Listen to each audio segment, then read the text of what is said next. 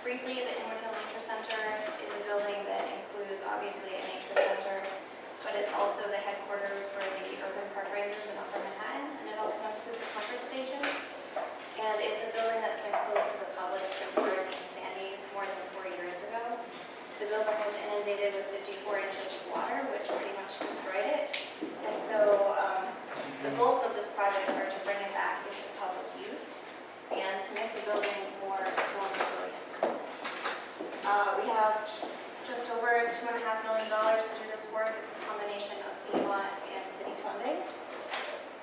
For context, as I'm sure you're all aware, Inwood Hill is at the upper tip of northern Manhattan, and the nature center is here on Untitled Inlet. You'll note the proximity to the Columbia University athletic facilities. And then here's the flood map. As you can see, this entire area is prone to significant flooding. This is some context. This is the area immediately to the east of the nature center. This is across the street from the nature center. You see the ball field and then the park road on the left. This is actually part of the nature center's programming area. It's an enclosed space. There's a 7-foot fence, and it's used for programming, which sort of explains the presence of the Native American structure. So this is a view from the park road looking at the building. This here is a canoe storage facility. This is the nature center itself. It was built originally in 1940 as storage for boats. It wasn't an occupied facility until 1993 when it was reconstructed as a nature center.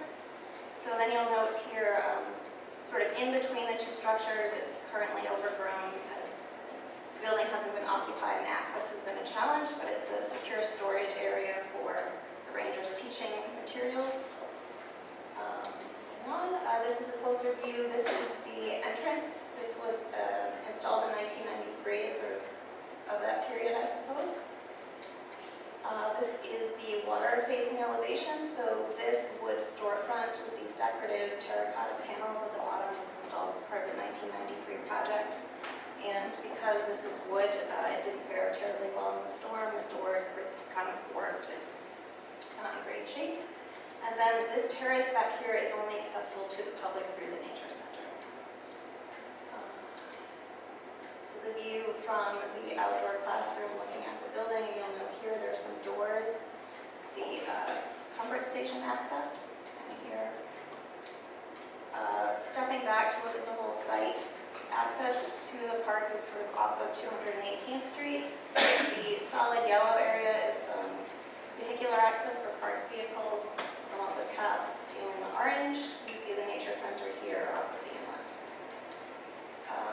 Looking in closer, you can see the nature center. This solid yellow area here is the access path to the front door, which is here. These arrows over here are indicating the entrances to the restrooms. Then you see the canoe storage, the storage area over here, and then this is sort of the enclosed outdoor teaching space. So jumping forward to the proposal, one of the significant moves is that the entrance is being relocated. It was previously here. It's being shifted up. The grade is higher at this point.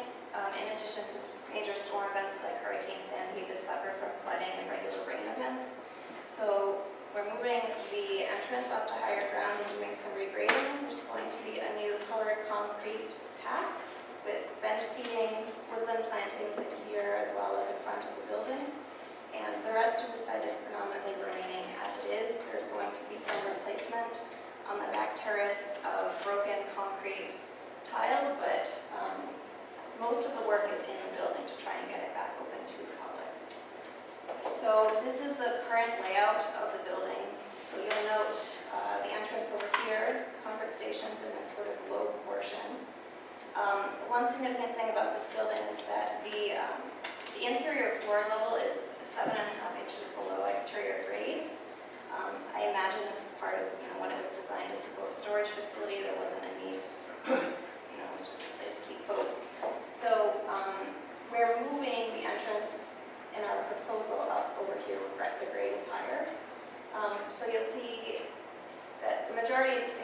side is part of the Nature Center, and then this portion over here is given over to the rangers to use their offices and locker rooms. So in our proposal, as I mentioned, the entrance has been moved. Because of the step from inside to out, there's been a ramp added to provide ADA access down into the center. The programming's been flopped around a little because of the entrance being relocated, but this remains the ranger's space, the lobby, a display area, and then the marsh lab. And the comfort station is essentially as it was. Although you should note that we are moving one of the doors because you'll note the previous is located on an angle and the layout was not ADA compliant. So we shifted it around the corner so that there is the T turnaround. That's that. And then moving up to the roof, one of the big things that we're doing is moving the mechanical units up there. We've changed the system. These units will provide both heating and cooling. They're on steel dunnage, and we took the opportunity to expand the screen just to step beyond the building to become an entrance canopy and to offer an opportunity for signage. Stepping back to look at the elevations over time, this is the north elevation as it was in 1940. It was pretty utilitarian, I suppose. And then moving to the 90s, they added this sort of intervention with the door, which you can see again here. A bit about the color scheme. The building was originally white with black accents. The community was concerned because people were confusing this building with the nearby boathouse at Columbia. Because as you enter the park, you can see the Columbia boathouse. And so our maintenance group provided us with this distinctive color scheme. So that's sort of the history there, and it's something that we think we'd like to improve upon. So here you'll note that we've painted both the existing boat storage and the Nature Center as sort of a beige color. We were looking for something that was neutral but not white to sort of comply with the community's request. And we've relocated the entrance and opened it up with a storefront system. And this is the mechanical screen that I was speaking about. And it offers an opportunity for signage. That was another complaint that we received from the community, that this building is hard to identify. We don't know what it is. It's not currently signed. You'll note the new seating, additional plantings, and that's sort of it. And then as it's closed, because this facility is in a remote location, there was a request from our maintenance department to install a security screen. So this wood screen is also providing concealment to the mechanics for the overhead door. So moving to the back elevation, you see up here in the 1940s, the openings were only protected with overhead roll-down gates because again it was just for boat storage. These are the drawings from the 1993 restoration when they put in the wood storefront system with the terracotta panels. So the overhead doors have always been part of this building. So moving, this is a reminder of what it looks like. And then in our proposal, we're proposing to replace the wood storefront system with an aluminum, which we feel will be more storm resistant.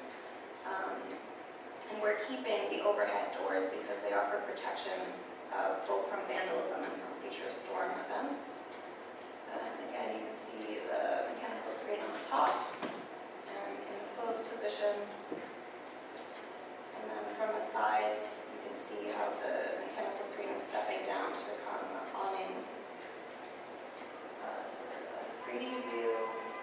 This was sort of an inspiration image for the wood on the mechanical screen.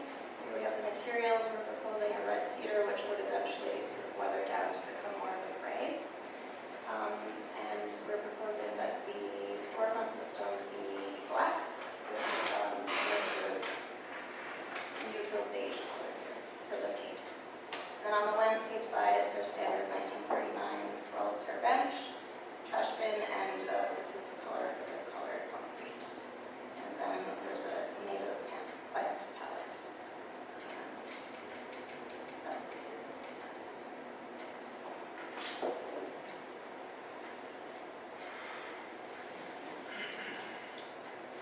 So, about the architecture specifically.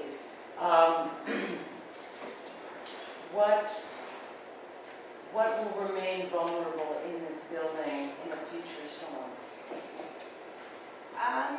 Some of the electrical, because we're not able to, the receptacles can only be so high per code, but the panel will be above the flood level.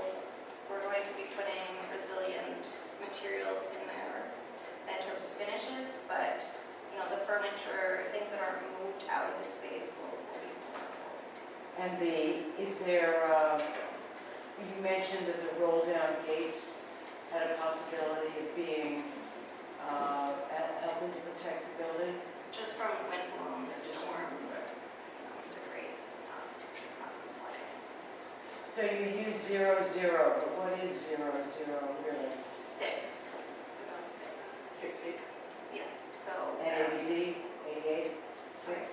NAVD, 88, 6? In other words, what is Yes, 6? yeah, we need the base flood elevation here is 10. So,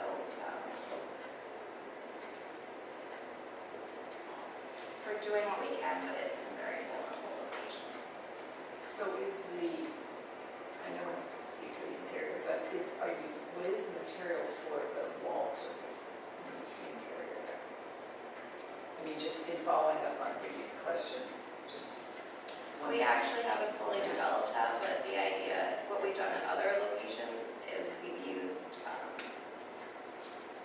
like tile backer, like we treated it more like a backer and waterproofed it, but we haven't gotten that far. I was just thinking because I was over at Brooklyn One, the building, in Rich Park after Sandy, and they had all this ground floor space, and they immediately ripped out all the sheetrock like everywhere else, and they're replacing it with sheetrock. So the block. So that I know it's kind of not, but if you're spending the money, I'm just curious what's going on there. I mean, just as a general principle, you're sort of throwing good money after bad. I mean, this is not protecting the building. Well, we have an approved hazard mitigation plan with FEMA. There's the use of the FEMA funds are highly restricted, and to some extent, that it is true. There's been a lot of concern in the community that this is a resource that was not going to be brought back to them. And we're doing as much as we can to get it open and to do that and to do what we can to make it resilient, but without moving the building or elevating it, it's not going to solve the We're long putting term. flood walls. Perhaps. That was not something that's been sort of approved or discussed with FEMA. Well, I mean, deployable flood barriers have no visible presence until they're used. I think in this instance, they would have to be everywhere, would they not? Yeah, You'd you'd have to have to create a encase, berm. you'd have to encase the building. Right. And deployable barriers. With the funding that we have, we're not able to do that at this point in time. Are there other sources of funding? Not for some, well, we're Or pursuing. FEMA? From FEMA? Not to create a berm around this building to save it. No, you couldn't do that, but you could do deployable flood barriers. I mean, I just think The ones it's, that pop up. yeah, or the ones that you You put insert. like the Venetian, Right. basically. I mean, it seems to me just a general issue for parks. I mean, I appreciate that you're opening the building, and I think it is a resource. I've seen it very well used. It has a very significant presence when you're standing within the cove area. But it seems to me that parks ought to have some higher level thinking about spending $2.5 million on something that is ridiculously low. And that in the next storm, it's just going to get blown out of it. And, as a general policy, I find that somewhat problematic. But we're not going to say that we can't proceed with this project as a result of that. But I think I would just like to elevate the dialogue with parks to think through what buildings you are restoring. And I mean, just like at Rockaway, you didn't put the buildings back. put in elevated buildings. So, so should we speak about the aesthetics?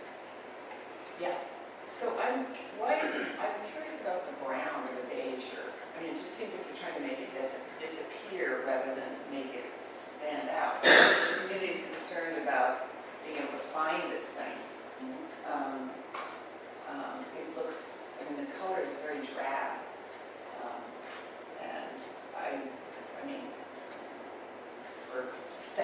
aesthetics are very personal, right? So people can like one color or another, but it seems that it's blended, the blending in part seems to me to be a negative, because you would actually want to say to somebody, go towards the green building or whatever, you know, because it serves as a wayfinding in itself. If it's a brighter building that's being confused, or it has a different color because it's being confused with the Columbia buildings, rather than just to be neutral, because nothing's really neutral. I mean, everything is something.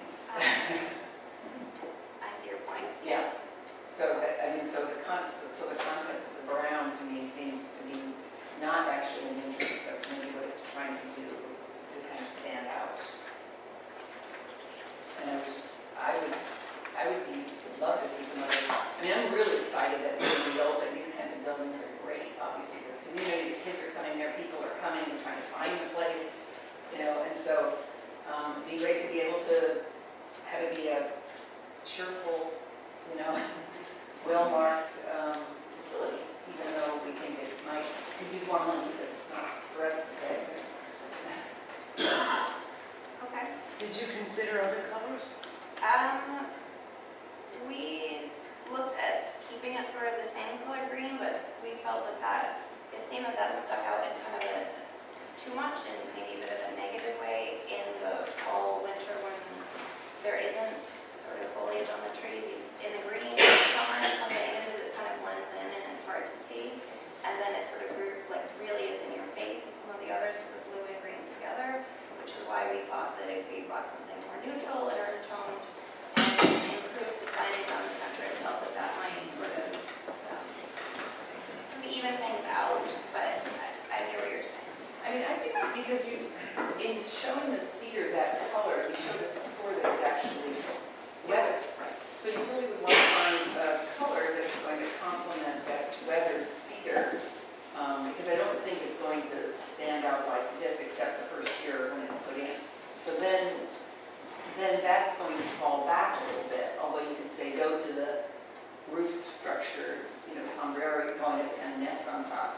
But I would just look at some other colors, that's all. I mean, maybe I'm making it up because of my age, but I mean, maybe it'd be fun to reference, you've obliterated everything about the 1993 intervention in this building, everything, right? And it really, I don't know, I kind of like the facade from the inlet. Can we see it again?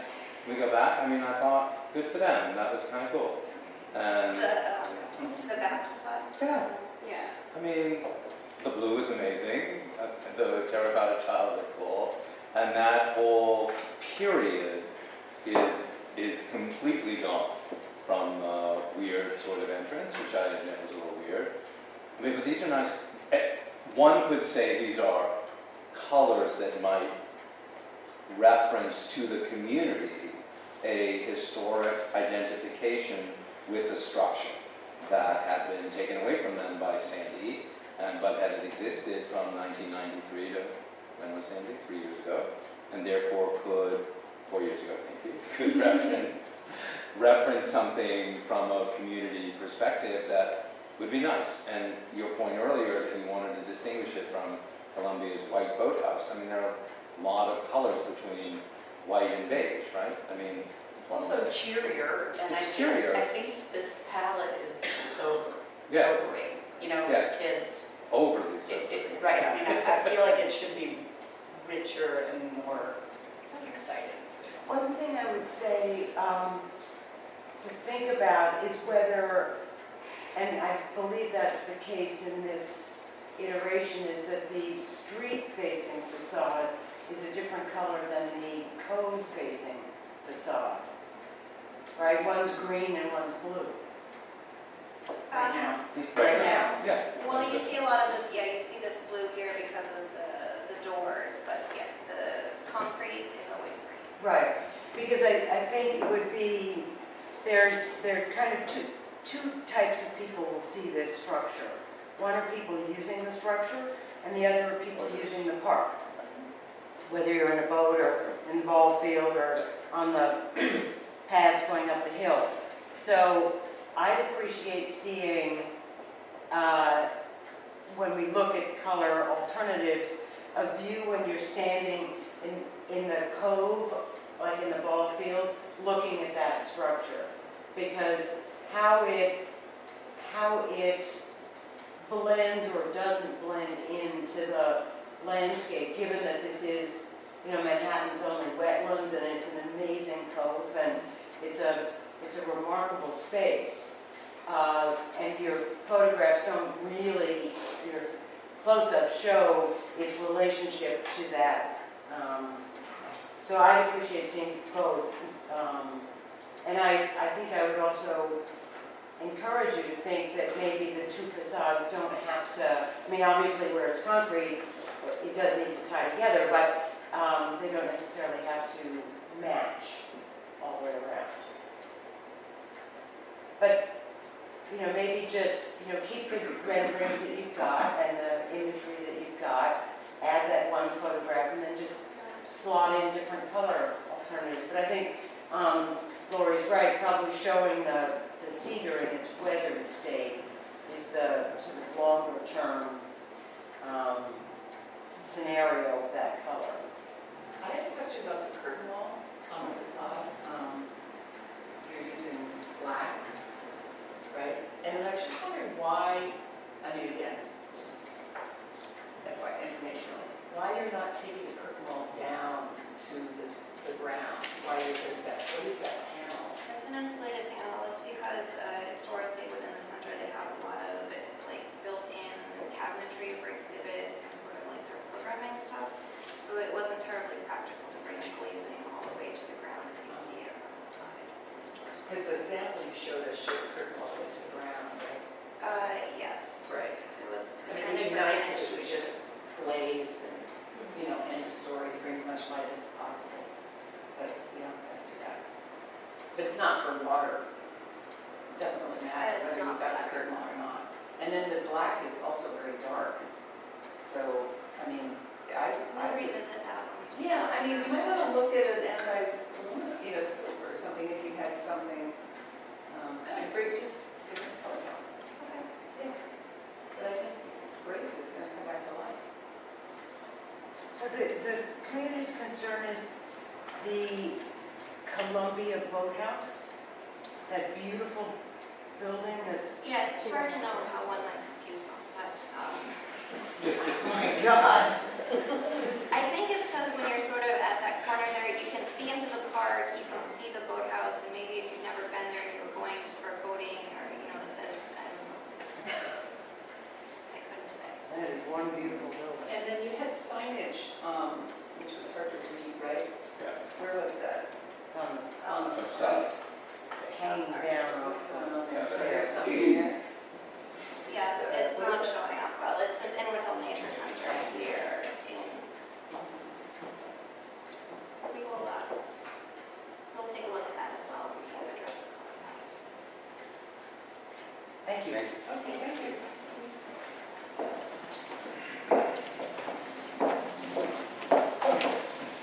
Good morning. Morning. We're gonna do consent and then we'll do your, Thank you. Good morning.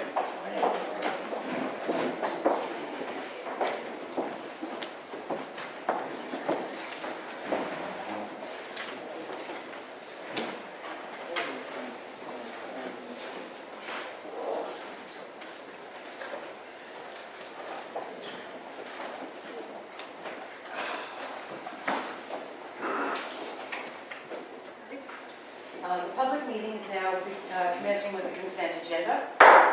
Items 25975 to 26007 will be reviewed. Please note the conditions of approval as recommended by the various committees and the recusals, which I will now state. Staff has noted Commissioner Morgenthau and Commissioner Tenenbaum's recusal from item 25983 and Commissioner Shepard's recusal from items 25983 and 26004. Are there any other recusals that are not noted? No, for the record, let the record show there are no other recusals.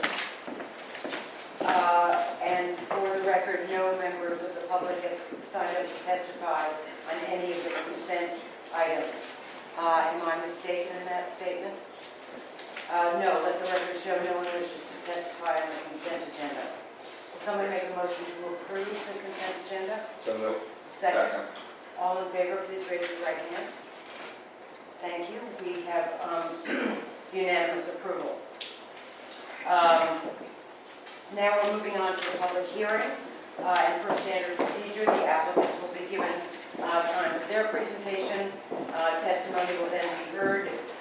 Commissioners may ask questions, and then we deliberate and vote. So can I please ask whoever is representing the installation of a prototypical newsstand at 516 West 34th Street, item 25942. Good morning, members. My name is Max Bookman. I'm an attorney for the applicant, Abu Taher, who's right over here. Also with me is James Garrettson, the architect. Mr. Garrettson will go through the PowerPoint in a minute, but I just want to set the stage with a little history of this application so we have the context and then we're all on the same page.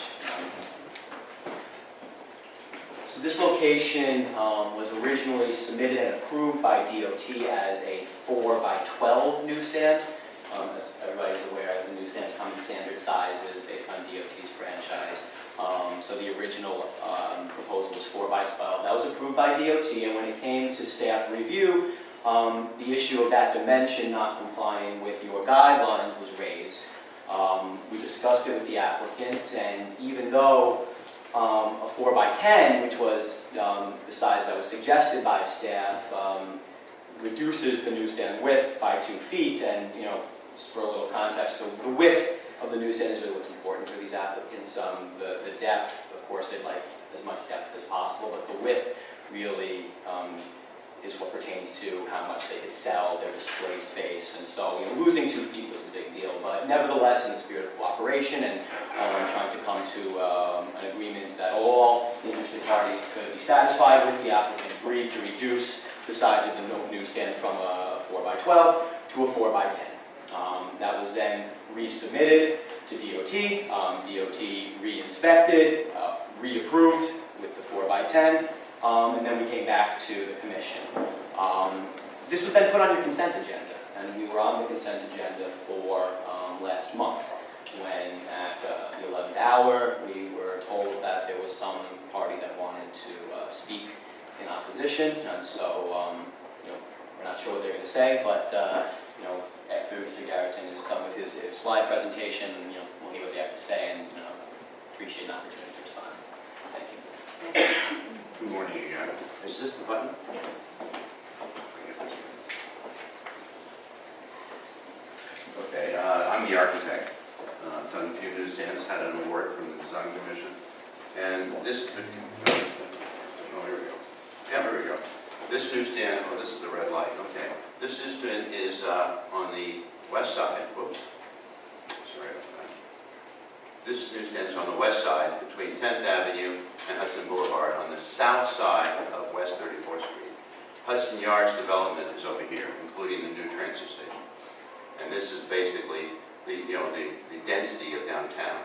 So you have, this is a major street that brings you into the transit center, so it's a perfect location for newsstands, almost center block. The newsstand is a 4x10, which is located in almost 20-foot sidewalk with plenty of clear path, and it's in front of the building, which is 516 West 34th Street. This gives you an idea of what it looks like. This is what it looks like from across the street, so it's fairly small.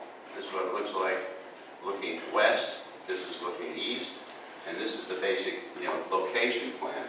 This is somehow a little blurry, but you get an idea that the Hudson Yards is over here, and the rest of downtown is over there. Any questions? Thank you. I'm returning. Thank you. I will signed up. We have Amy Erin, thank you, from Sorry, I'm a little late to the meeting, so I'm so.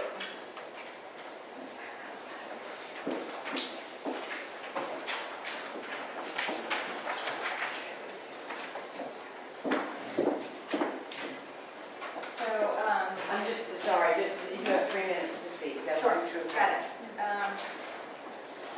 This is the current proposed location of this building. Currently, there's an application in to demolish this building, essentially all the buildings in the entire block. We submitted those about a month ago.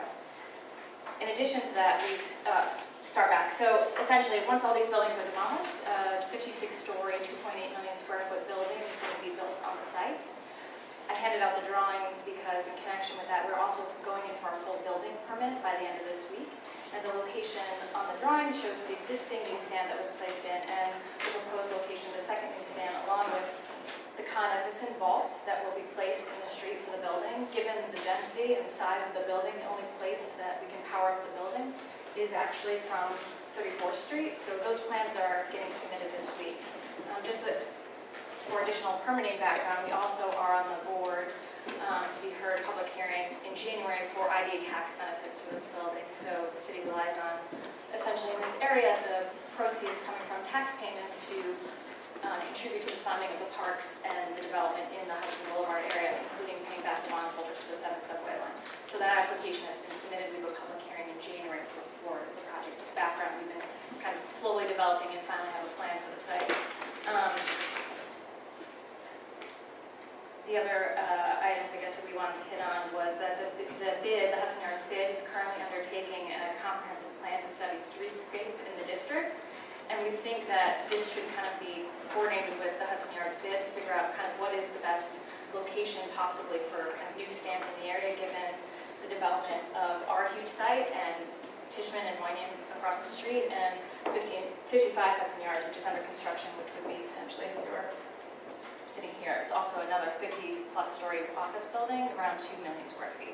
So we kind of wanted just to hit on, I know you're more on the design aspect, but just to kind of give you guys a heads up that that the bid is looking into streetscaping and design and best locations for things in the neighborhood, given the size and density of the space, and that we actually are going to be demolishing this building in the next 4 weeks. But, so just to be clear, your plans are being submitted to DOT this week? Okay, thank you. Now we have Zach Bernstein from Freed Frame.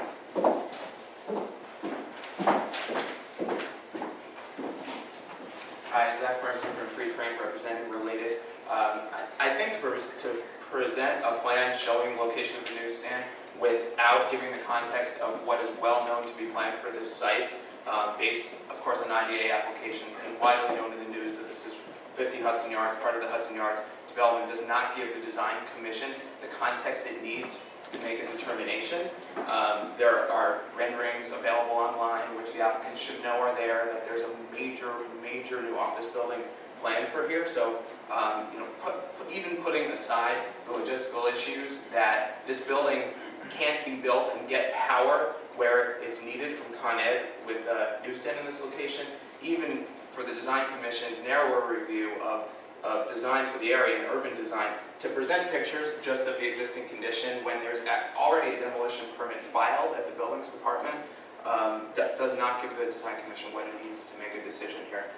Additionally, in the design commission's review standards, blocking views to a plaza or a park are among the published standards, and this is in the 34th Street corridor that's established under the comprehensive zoning for this area, for sidewalk widenings and to create a corridor visually to Hudson Boulevard and Park with subway stations to the northwest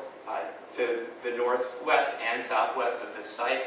And I urge the commission to also take that into consideration. But above all, I think it's premature to even have this here because the affected agencies should have been aware that there's a pending IDA application. There's an application in to DEP for sewer connections that clearly shows the vault location here. And this is a very important city project, and the design commission should wait until all the facts are on the table, which should have been known before today. Thank you. And lastly, you will have a chance to respond.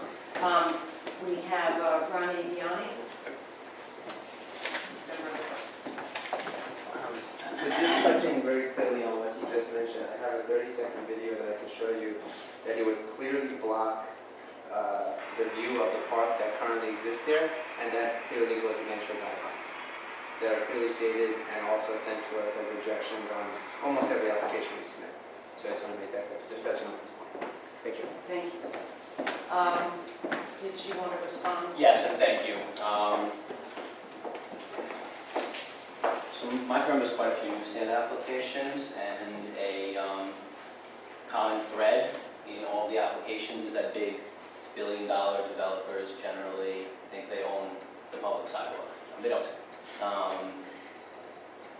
I think to respond, or really to pick up on what the first two speakers said, in what you've heard what they said, but one of the things that they both mentioned is that there's a lot of things that they think will be happening, they hope to happen. There's plans, proposals, ideas to happen, applications that have not yet been approved to happen in the future.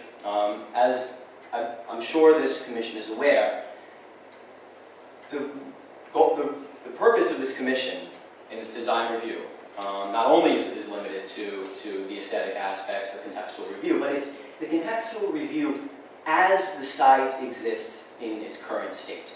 In New York City, the sidewalk is always changing. DOT always has a new sign they want to put up. There's a developer that always wants to redevelop a building and change the sidewalk. MTA always has a bus station that they want to put in. So if the rule were, we're not going to approve newsstand applications until every conceivable change to the sidewalk that is in some agency's or boardroom's idea is all complete and done. We never have any newsstands approved. This commission is required by law to consider the site and its location as it currently is. Issues pertaining to widening the sidewalk, how the newsstand will be installed, are really installation issues that my firm deals with on a daily basis with DOT and DOT's franchisee, JC Deco, which was formerly Samusa.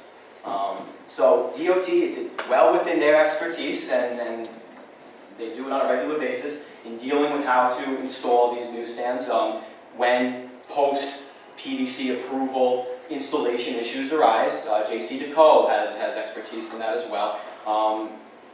It's not respectfully, but it's not for this commission to decide. And then the second point in terms of blocking views to the park,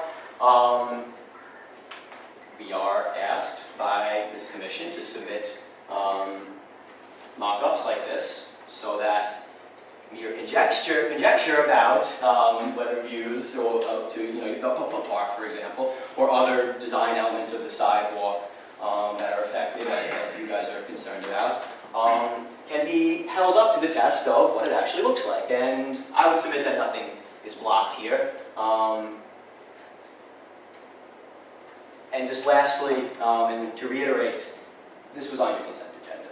Of course, the developers and Mr. Gianni, a newsstand expediter who has, my understanding, a client with a pending application in this area, so I understand that other newsstand potential applicants don't necessarily want competition. I understand building owners don't necessarily like newsstands, but so they have every opportunity to speak here, but this was on your consent agenda, and I would respectfully submit that the issues that have been raised here really are irrelevant to what you're here to consider today.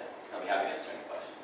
Thank you. I do have a question. Yes. I don't know who can best answer this, but Related just gave us a plan that shows 2 newsstands on this block.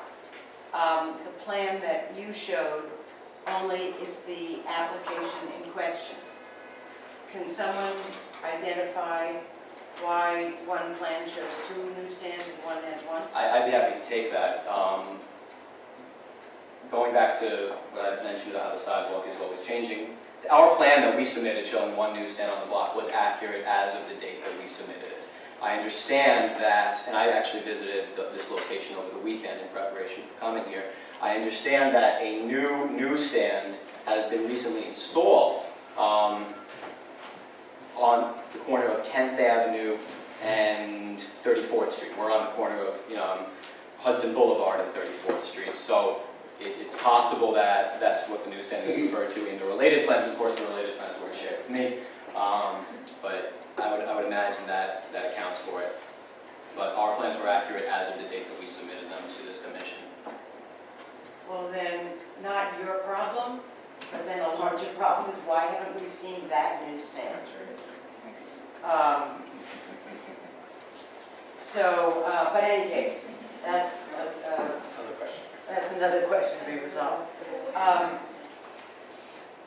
It was approved by the PDC. It was, Yes. some time ago. Maybe last summer. I don't have the file with. Okay. We recently dropped it, so maybe that's where the confusion is. About a month ago. Okay, We didn't drop. Built it. Installed it. Installed it. okay. That's that DOT's jargon for, they drop the newsstand on there. They actually dig into the sidewalk and then they install it. So it was new, not open yet. When I went, it seemed that it was brand new. All right. Questions? So does the demolition of, do you do the demolition of the large building and on the block, will it potentially interfere with, or the accepted newsstand would interfere with the new demolition and new building? I could try to answer that. There is a procedure in the newsstand law and rules for situations like this, because of course sidewalks do change, and there are circumstances when a newsstand there may be a conflict between the current existing newsstand business, like we hope Mr. Taher will have, and the developer's plan to change the public sidewalk. There's a procedure that's laid out in the newsstand law and rules. There's a relocation that's available, a temporary relocation where a newsstand can be moved to somewhere in the vicinity, in the DCA and DOT jargon, they call it the catchment area. So relocation within several hundred feet. And it's temporarily relocated until such time that the sidewalk is then open, the construction is over, in which case the business can then be brought back to the sidewalk. Sometimes that requires additional DOT inspections, sometimes it doesn't, but in all circumstances, there is a contemplated procedure for this that, again, is not for you to essentially have to worry about at this stage. This stage, again, is just what is the context of the newsstand in its location as it currently is. Future plans, come what may, there is a process to deal with that, and it regularly dealt with. My office is currently representing 3 or 4 different operators in front of the Grand Central reloading in the new building. They're doing a Grand Central, one Vanderbilt, and several other locations where we work cooperatively with developers and the city to temporarily relocate newsstands as may be necessary. But Mr. Bookman is correct in that, and just to answer the gentleman from Freed Frank, we have to operate under existing circumstances in our review. This plan is not yet been filed. And so projecting the future is something that is beyond our ability to take into consideration. If there is a problem in the future, as Mr. Bookman said, it will be handled appropriately. For now, That is filed in various agencies of the city, including DOT, as a site safety plan showing. but if this, you said this particular, you said a foundation plan has been filed, correct? This is with DEP right now, and there are multiple city agencies that have various versions of plans for this site, including plans showing this direct conflict between the vault and the use. Well, that's actually a DOT problem, that's not our problem. Mhm. Whether a newsstand is in conflict with a Con Edison vault is not an aesthetic I issue. understand that. It's a functional issue that is not our problem. But I understand it's a functional problem. And so we right now are just simply reviewing a newsstand proposed in this location Under today's circumstances and in the future, if something changes, something will have to change. Yes, so ma'am, under current conditions, it is still blocking the sightlines across the street, I believe. It is currently, right now, Yes, we understand your point of view on that. and that is your guidelines, Yes, clearly we stated on understand. your website. And those are the guidelines that you object to on any and all applications. Except the new one would be the same size. Yeah, the new one is the same size. Just suppose it's not. Yes, yes. So the blocking question would be the same issue in this one. I mean, Mr. Gianni has a particular point of view. I understand he has a client that I'm sure does not want. No, I'm making it clear that these additional competition. guidelines, No, but I- these guidelines are pressed against any and all newsstand applicants on any and all applications that are submitted. So what's the change in the standard today? Is the park There's no actually change in there? our guidelines. We have reviewed this, we have looked at the different angles, and the commission does not feel that the blocking of the park is significant. It's at quite an oblique angle, And quite far back down the quite side. far from the, very far from the park. It's across the street. It is not across the street. Where's the plan? We can see the plan. Maybe next to give the, you're on it. If we go back. Well, you got it, anybody else is about it. So it's just beyond mid-block a little bit. And it looks like the new one is actually, The park is here, correct? Yes. Yes, that's correct. Right. So in the past, when we have, just to put it out there, when we have objected to blocking of a sculpture in a public plaza or a park, the newsstand has been positioned either directly opposite the piece of sculpture or on the corner where your sight lines seem to be fading away here. But this newsstand is very far back down the block. And we have come to the conclusion that it is not blocking sightlines to Hudson Park and Boulevard. So, are there any other questions or concerns from the commissioners? Do I have a motion to approve this newsstand? Really quickly before you do that, on the site plan, I have one question on the site plan. Who is it on? We're in the middle of a vote. Yeah. We are in Ms. the Shelby middle has of the public it, you're a comment. little late. Do I have a motion to approve this newsstand? Motion approved. Do I have a second? Can I see a show of hands in favor of this newsstand? It is approved. Thank you for your time, Commissioner.